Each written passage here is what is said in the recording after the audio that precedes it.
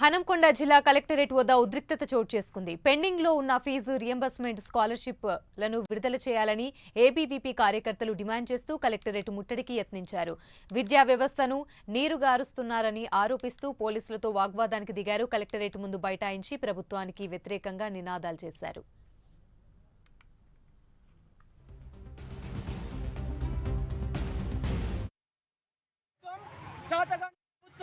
ఈ రాష్ట్రంలో విద్యాశాఖ అనేది నిర్వీర్యమైంది.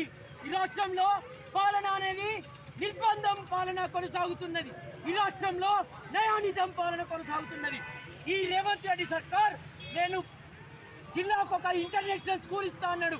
కానీ ఇంటర్నేషనల్ స్కూల్ కాదు, స్కూళ్ళన్నీ బార్లుగా తయారు చేసిండు. ఈ రాష్ట్రంలో విద్యాశాఖను నిర్మూలన చేసి ప్రైవేటు తొత్తులుగా మార్చి ప్రైవేటు సంస్థలకి కొమ్ముగాస్తున్నటువంటి రేవంత్ రెడ్డి సర్కార్ని, రేవంత్ రెడ్డిని వెంటనే స్కాలర్షిప్లు రియంబర్స్మెంట్లు 7,000 కోట్ల స్కాలర్షిప్లు రిలీజ్ చేయకపోతే గతంలో కేసీఆర్ ప్రభుత్వాన్ని కథన బేరితో తిప్పినాం. ఇదే విధంగా 10 నెలల సమయం నీకు ఇవ్వకుండా ఈ రాష్ట్రంలో కూడా నీ నయా నిజాం పరిపాలన కొనసాగుతున్నది. దీన్ని కూడా చరణగీతం ఏది పాడుతుందని డిమాండ్ చేస్తూ ఈ రాష్ట్రంలో కనీసం విద్యాశాఖ మంత్రి లేడు. ఇది సిక్కు. నీకు విద్యాశాఖ మంత్రి నువ్వే అని చెప్పినావు కదా మొన్న ఢిల్లీలో కూర్చొని.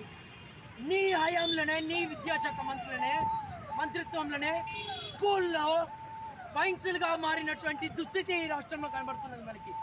కావున ఈ రాష్ట్రంలో విద్యాశాఖాన్ని పూర్తిగా ప్రక్షాళన చేసి ఒక నూతన విద్యా వ్యవస్థ అనేది అమలు చేయాలని కోరుతున్నాము. ఏబీపీ హనంకొండ జిల్లా కన్వీనర్ రావణ.